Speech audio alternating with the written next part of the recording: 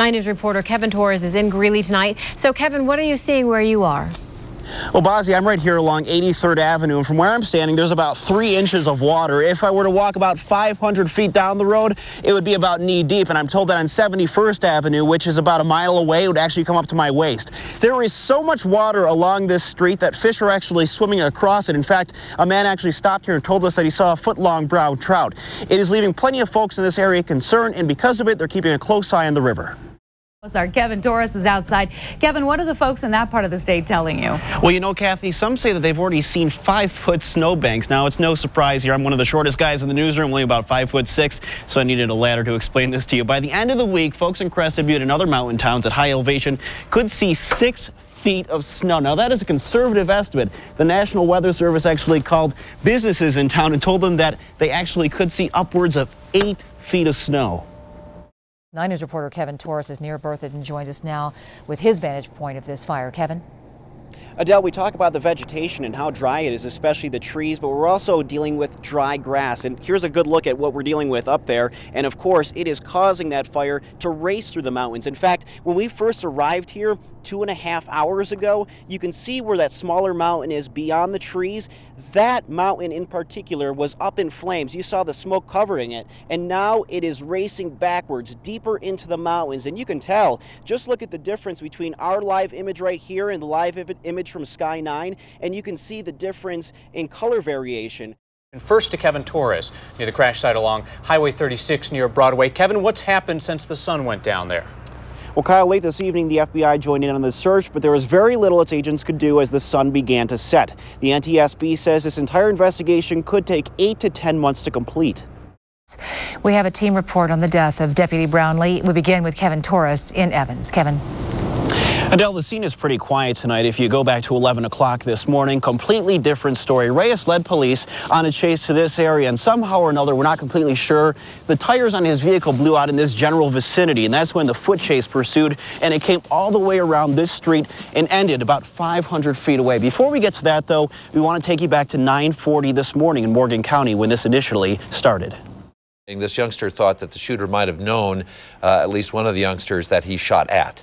Yeah, he said that he knew him from inside school, but he wasn't a good friend of his. Actually, excuse me, folks. How many families would you say are still inside right now? How many families would you say are inside right now? Hundreds of families inside there. Hundreds of people inside there. You were here just to pick up your daughter. I gotta go. Okay. Did you see anything at the school? All right, I gotta go. You were, what'd you say? I was right next to the shooter. Oh, like I saw him, and then my friend got shot in the arm, and I saw him, and we ran inside. Your friend got shot in the arm. What grade is your friend in? 8th grade. 8th grade. How old? 13. 13. So what happened when you saw this happen? Well, I was like, that guy has a gun, and then he said, do you guys go to this school? And then he just started shooting. Like, he just shot, and then we all ran inside. 9 News reporter Kevin Torres has been at the school this afternoon, and we are joined by Kevin now. Hey, Kevin.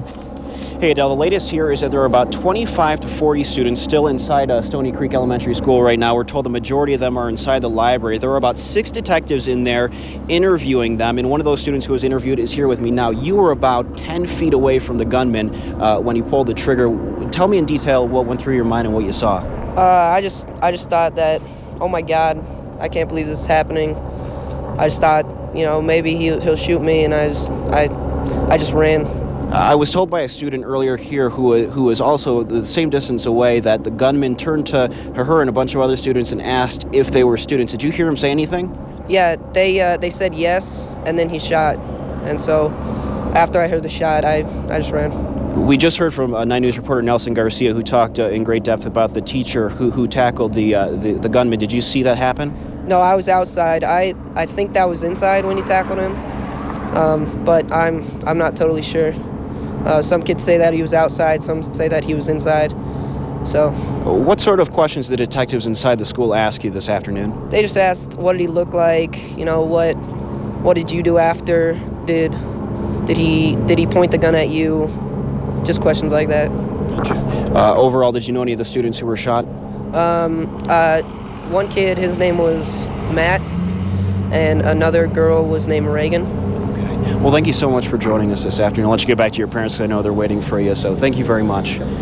So we were told that in about a half hour or so, maybe a little bit more, there's supposed to be a press conference here at the school across the street, and they're going to give us more details about exactly what's going on inside there, and we're hoping to know a little bit more later on this evening. Adele and Mark. All right, Kevin Torres reporting. Thanks so much. First, we go to 9 News reporter Kevin Torres at Deer Creek Middle School for the latest on this story. Kevin? Adele, the entire perimeter surrounding the middle school is considered a crime scene tonight, and it'll stay that way throughout the day tomorrow, meaning students will not have class. The man who police say opened fire on students as they left class this afternoon, Bruce's Strong Eagle Eastwood, is being questioned right now. We'll have more on him in just a bit. But first, we want to catch you up to date on the last press conference that happened late tonight so you can hear from authorities, parents, and students who witnessed the shooting.